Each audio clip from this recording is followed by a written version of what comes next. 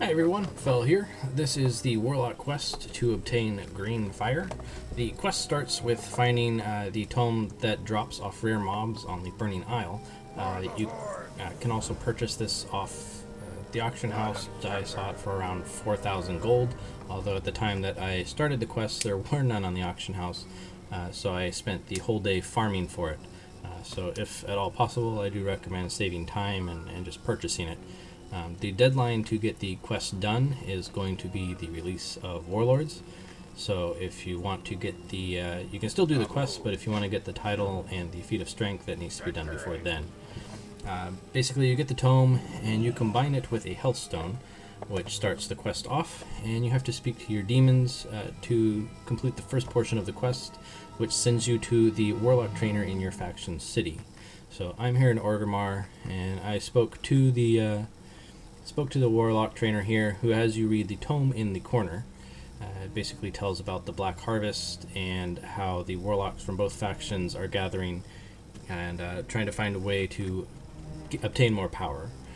The quest has you take Jubeka's journal and follow her story through Outland with Canrathod. So start out in Outland, you have to find these soulstone fragments. The first fragment is going to be, it's at 6137 here in Hellfire.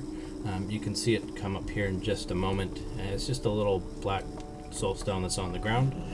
You click it, pick it up, and move on to the next location. You don't have to do these in any particular order, but the next location that I went to was Netherstorm. The coordinates for the stone that's there is 5321.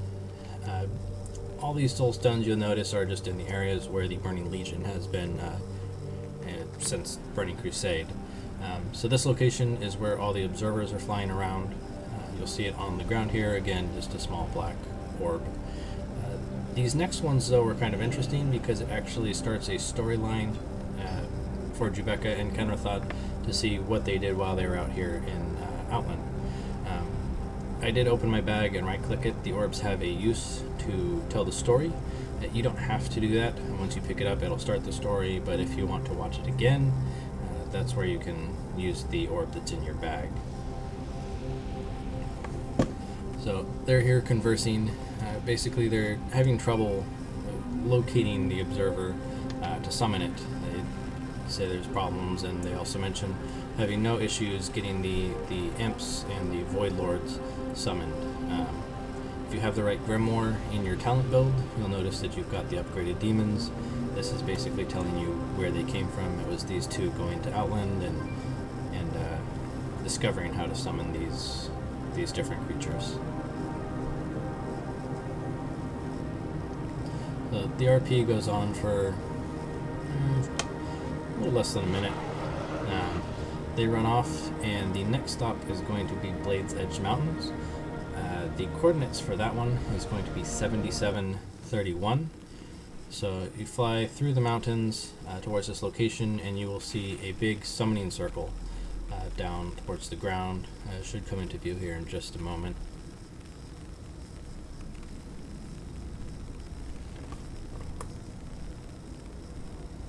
So just on the outside of the circle's design, there is another soulstone which you can pick up. Again, the story starts on its own. It shows the two warlocks. They summoned a Doomlord here and are inquiring as to where he came from.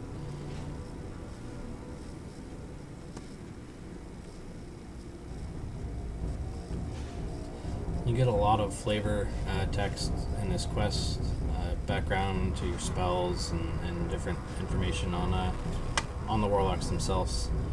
This one they're asking where the Doomguard came from.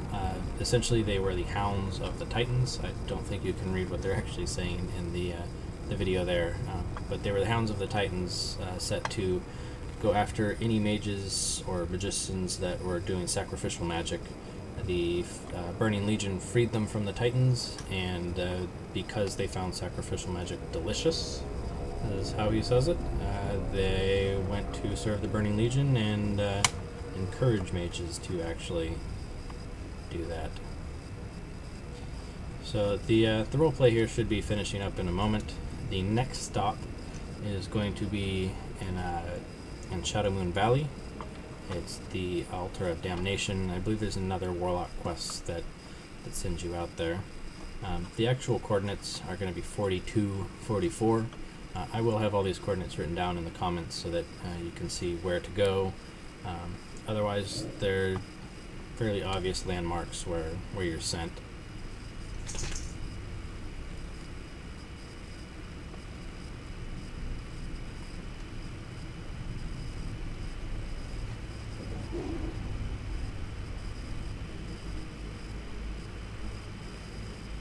So here we are going to the final soul stone. Like I said, it's here at the Altar of Damnation. It's right there next to the summoning circle. You click it, and as you can see, I finally figured out that you don't have to use them in your bag. This completes the quest. You don't have to stick around for the RP, although I did. Essentially, Conrathad is telling Jebecca that he plans on tapping into the Fel energies, and he's worried about becoming corrupted and wants her to banish him should that happen.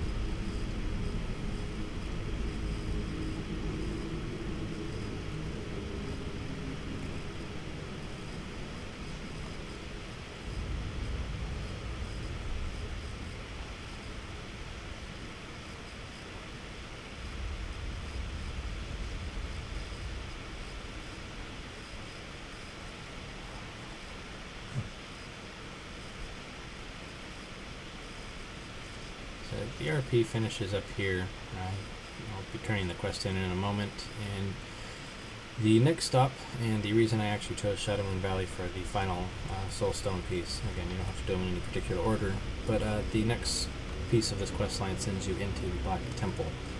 It's a solo scenario, so you're not actually going into the raid itself. And that's actually going to be in a different video, which I'll post up soon. But once you head to the Black Temple, there's normally the sewer entrance, which is over here. As soon as you get kind of close to it, you'll see the quest auto-complete, and you can turn it in. You'll notice that while this is phased for this quest line, the sewer entrance is actually going to be blocked. So you can't raid in the Black Temple while on this quest line. The actual entrance for the scenario is not going to be here, but rather if you go straight up the road, there's the actual gate to get into the Black Temple. You'll see cogwheels above the gate, and then Jebecca's symbol is right there on the front. Should see that here in just a second. And that is how to start the scenario. Once in the scenario, you have a whole new chain of quests that you have to complete, all the way up to the hardest part of the quest chain, which is defeating Conrathad. And again, that will be the next video.